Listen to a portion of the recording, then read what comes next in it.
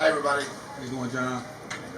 All right, Mike, please kick us off. John, congratulations on a great night here in Chicago. When we just spoke this week, we were talking about the veterans wanting to keep their place, and a bunch of newcomers came in. Just start there, your excitement for a lot of fresh blood coming into these divisions now. We were just talking about that, and tonight was a good night for, I don't know if you call them newcomers, but the rising stars. We had a number of undefeated fighters here. If you look at the co-main event, you just talked to Khavalov, and that was. I thought that was a very competitive fight. I mean, Stots had a lot of incredible defense. He had a couple great rounds. He just got outworked, and then the main event, I was a little bit surprised. Mitch McKee, we just signed him out of LFA.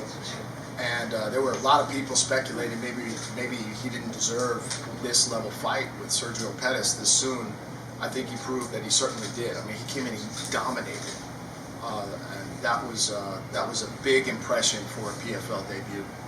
Corey Anderson was in here earlier, and he was praising you, and just for the simple fact that you're coming in his words, you're doing what a fight promoter should do.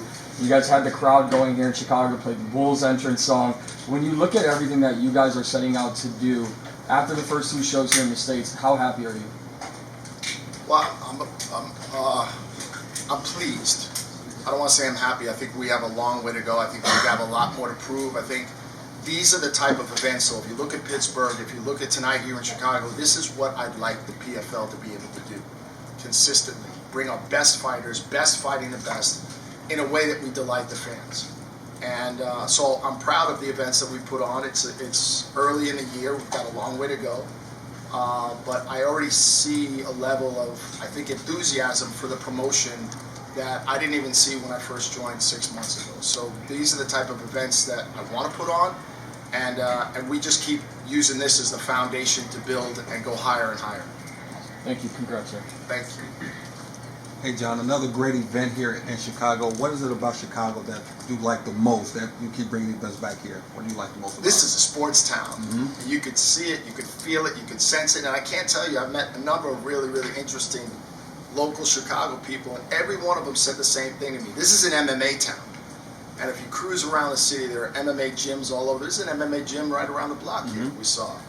And I thought it was a pretty knowledgeable crowd. It was an impatient crowd. When they didn't get action, they were like letting me and the fighters know. But I thought the level of energy in the arena was good. Coming off of Pittsburgh, where it was also fantastic. So I like the city. I like the town. I think people showed up tonight, which I really, really appreciate. Absolutely. Thank you. Thank you. Hi. Congrats on a great event. As you said, a lot of rising stars show up tonight. Does that help or make the job easier as you guys are restructuring the PFL brand and see these up-and-comer guys getting those victories? Does that make it more easy, the process, or are you ready for any outcome? I just want to, you know what? I want to make this a promotion where the best fighters rise to the top. And wherever you came from, whether you've been here for 10 years or you're new, but I think McKee is a great example where he came in tonight, he just performed. And from the very first round, he showed really Sergio Pettis, who's an incredibly accomplished fighter. He showed him that he's got some skills that Sergio had no answers for. So I think that's good for the PFL. I think it's good for the sport. And we're going to keep, that roster of just, veterans that want to keep their spot at the top, and then hungry newcomers that want to come in and want to earn their spot. And so that's healthy. It's healthy for the PFL, and that's what we want to try to do. And like Mitch McKee, the scouting process also has changed too, that you guys have more eyes now, or probably the right people looking at those upcoming fighters now? I think we've got a great fighter operations team. I mean, led by Mike Hogan. He's been in this business more than 25 years. I've learned more from Mike over the last 7 months than I knew as a fan for 25 years. So I feel like him and his team, because we have a fantastic team, and we have scouts all over the world. We've got our fighter roster. We have 40 countries represented. And we just had a really successful event down on the continent of Africa yesterday. And those fighters are starting to really come up and improve in terms of the quality. And that's the reason why we stood up and started PFL Africa, which is a massive continent with a big fighting culture. And now we're developing and promoting local fighters. In fact, Omar, who was on the undercard here, won the PFL MENA tournament and came in here with a really impressive knockout victory. I mean, the irony of tonight was we had all of our knockouts on the undercard, and then the main card had really hard fought decisions. But Omar is a great example. Like, you know, if you're in the development league and you win and you succeed, then you go up to the global stage, and all these fighters want to do one thing: they want to fulfill their dream, they want to fight for a championship, and they want to win. So we want to provide that to them. Thank you. John, you spoke recently about a possible rebrand for the PFL. Just wondering if there's any updates that you're able to share with us on that. Nope. No, yeah. I mean, look, I was on the Ariel Helwani podcast. He asked me point blank, so I tend to tell the truth. So yes, we're looking at. Look, I've been here for a little under 7 months. We've made a lot of changes. The vision of the promotion, the format. The way, you know, we've got some new leaders inside the organization who are really focusing on the fighters and how do we tell their stories better, how do we amplify their profiles. And so we just want to make sure that whether it's the PFL and we keep that brand name, or whether there's another brand name that we feel like is more representative of where we want to take the promotion, we're evaluating that right now. So regardless of what it's called, going back to Chicago, I just want to, it's been a kind of an anchor city for Bellator in the past, PFL as well. Safe to assume that that'll be the case moving forward as well in the future? I think tonight was a great night. We'd love to come back to Chicago. Thanks. Congrats on a great event. Thank you very much. Alrighty. I'm curious about how it is working with RISIN and what we can expect more moving forward. You know, I know that so I've met and spoken with a number of times Saki Kabura-san, and unbelievable amount of respect that I have for him, and he's a legend in the sport.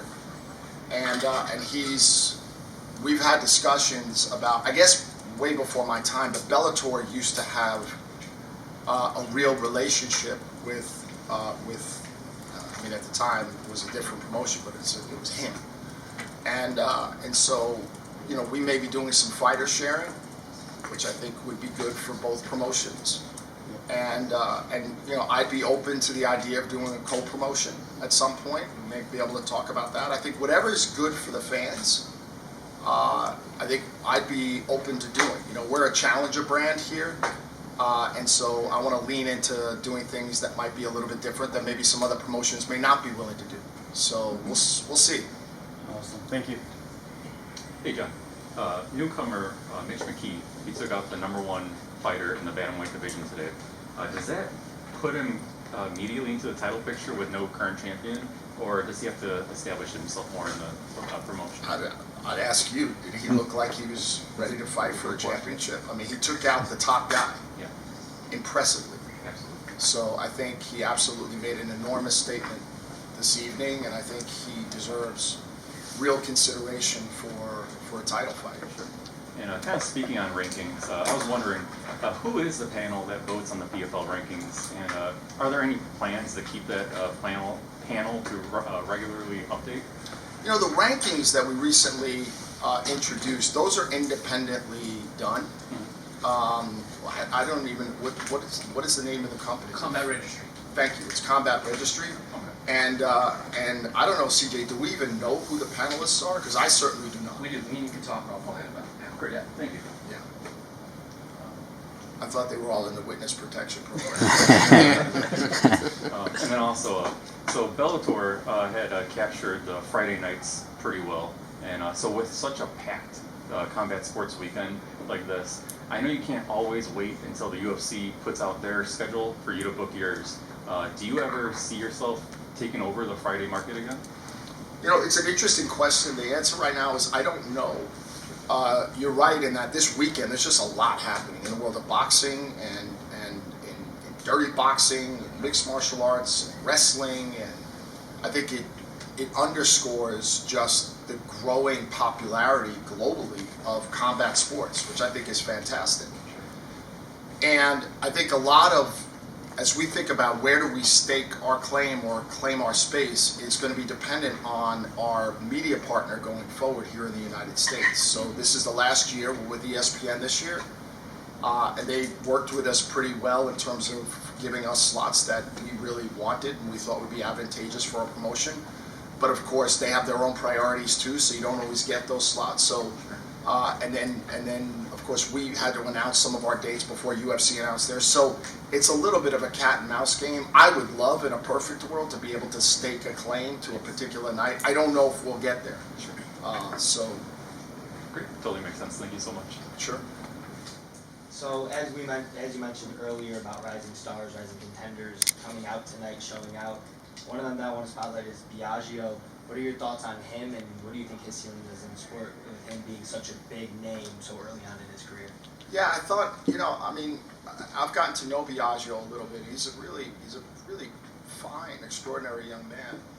And I actually, unfortunately, I was doing some other business, so I missed his fight today. So, but I did hear his win. I did hear he won. So I'll catch up with him personally. But good for him. And yeah, keeps his journey going. It's amazing. 100%. Now, with fighters like Corey Anderson and Dan Hardy, Dan Hardy, an ex-fighter himself, fully immersing himself with the broadcast and everything, and current athlete Corey Anderson also emerging himself. How important do you think it is to keep current past athletes involved in the PFL, whether it be broadcast, whether it be social media, whether it be anything?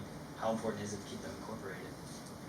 Well, I love the idea because, our athletes are some of our strongest advocates, or they can be our strongest advocates. I mean, in fact, I was talking to Corey a little bit earlier. He's been going out of his way to talk about how happy he is with the direction that the PFL is moving in. Well, that's important to me as the guy that's trying to make that happen. So I actually thanked him for that. And having Corey on the broadcast to talk about a couple fights today, I think are the type of things that we'd like to do. We've had Dakota Ditcheva do it at 2 of our more recent events, and I think Dan and Sean are, I'm not unbiased, but I think they're among the best. They are the top of the business. I mean, yeah, the UFC's got great folks too. Don't get me wrong, but I think we've got great analysts. But to have an additional voice from current athletes that are actually in the sport today, I think it's a nice compliment. So we'll be experimenting and doing different things, but Sean and Dan are amazing. Thank you. Thank you. Anyone else? If I can get one more in. So with your new vision for the PFL remodeling, could that also include streamlining other international legs of PFL, like PFL Africa or PFL MENA? Could those also be absorbed into just making it just one promotion? Possibly, we consider it. We have partners in each of the Middle East and Northern Africa and in the continent of Africa. We've got great partners who are they're investing money, but they're also investing time and resources and relationships to find those local fighters so that we can develop them and promote them. And I like that it adds to the ecosystem. PFL Europe used to be a separate promotion. It was the same thing. It was a development promotion, and we decided to absorb that and fold that in. So now Europe is all just part of PFL Global, and some of our biggest shows are in Europe. We were just in Madrid, and we had a fantastic show there, and Lyon in December, where we sold out the LDL arena. And of course, we're going to Belfast this week, and then we'll be going to Brussels a couple of weeks after that. So that worked because I think the market in Europe is very mature. I mean, MMA is already very, very popular, and there's a strong pipeline of very mature and skilled fighters there. So we'll evaluate it, and we'll try to do whatever makes the most sense. But I'm here to grow the global brand, and that's what I'm most focused on. Oh, great, thank you. Thank you very, very much for coming. I appreciate it. I hope to see you soon. Thank you. Thanks, McKee's coming in next.